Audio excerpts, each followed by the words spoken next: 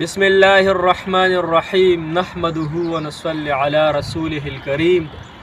اما بعد فاعوذ بالله من الشيطان الرجيم بسم الله الرحمن الرحيم عزتمند مسلمانانو زتاسو ته نن یو څو خبرې کول غواړم د حقوق بارکي چې خاوند په ښځې باندې څونه حقوق دي ای حقوقونه موږ او تاسو خبر نه یي ځکه زموږ په معاشره کې جګړې دي زمونږ په معاشره کې طلاقونه ولې سیوا شو اصلي وجه دا ده چې موږ ته د خپلو حقوقو پته نشته چې ما باندې د خپلې ښځې څونه حقوق دي او زما په ښځې څونه حقوق دي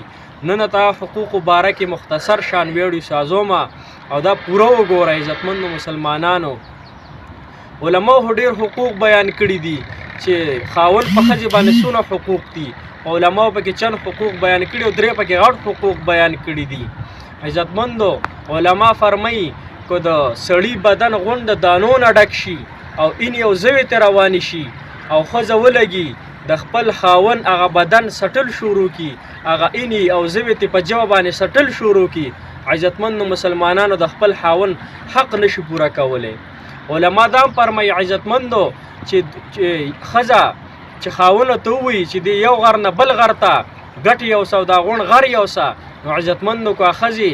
طاقت الله تعالی ورکړي قدرت پې ورکړي او دا ښځه ولګي دا یو غر راوالي او بل غر خواله یوسي نو عزتمندو بیا هم د خپل خاوند حقوق او حق نشي ادا کولی علماو درې غټ حقونه بیان کړي عزتمندو مسلمانانو هغې کې لومبی قانتات دی چې دا به د خپل خاوند تابعداري چې خاوندو ته څه حکم کوي دا به د خپل خاوند خبره مني که د شریعت خلاف او د اسلام خلاف او د دین خلاف ته خبره کوي نو خبره به نه مني علما دا هم فرمایي کو ښځه روټۍ پخوي په تنور باندې او خپل خاوند ته ووایي چې ښځې دې خوا راشه او ځان ته روبلي امر ورته وکړي نو ښځه به له ورځي کو په هغې تنور کې اور ولګي کو په هغه روټۍ وسوځي خیر دی ودې سوځي خو خپل خاوند له راشه خپل خاوند تا ته څه وایي څه حکم تا ته کوي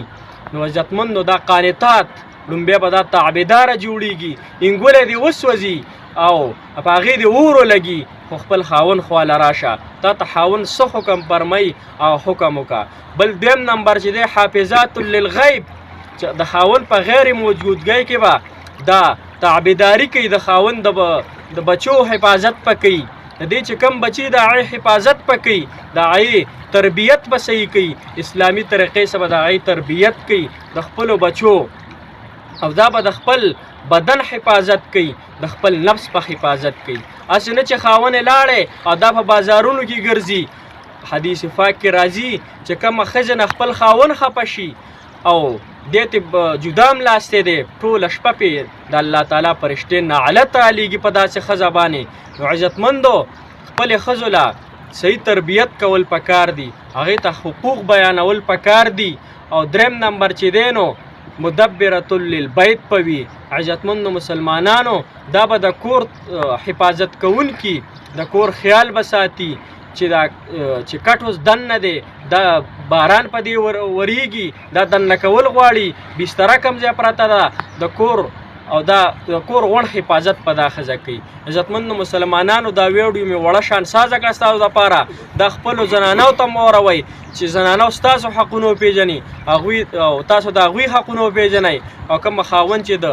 د خاوند د اجازت نه بغیر چې کومه زنانه د کور نه وځي الله تعالی په هغې باندې د الله تعالی فرشتې په هغې لعنت وي او الله تعالی به د خاوند د حقوقو باره کې د ښځې نه تپوس کوي که کومه ښځه د کور نه بغیر د خاوند د اجازت نه ووته او دې له مرګ رالی دا به جهنم ته ځي عزتمندو نو خپلو زنانو له تربیت وکړو زنانه خو بار ته نشي وتلی زنانو ته مسایل بیان کړو زنانو ته حقونه بیان کړو ځکه چې د خاوند نه هم تپوس کېږي چې تا د ښځې تربیت ولې نه دی کړی دې ته د مونځ ولې نه دی صحیح کړی دې ته د رکعتونه ولې نه دي صحیح کړي چې ډک څونه دي تش څونه دي هغه بار ته نشي وتی نه جومات ته تللی شي دا ذمېواري په تاسو باندې ده د خپلو ښځو عزتمندو دا ویډیو دسه شیر هم کوئ د الله د رضا دپاره او زموږ دا یوټیوب چینل له دا هم دسه سبسکرایب کوئ او دا ویډیو دونه شیر کړه چې غونډو مسلمانانو غونډو زنانو ته مو رسي او نارینه هم ته ورسي او د یو بل حقوق ورته پته ولګي او آینده ویډیو کې به انشاءالله بل بیان کوو چې په ښځه باندې څونه حقوق دي د خاوند. واخر دعوانا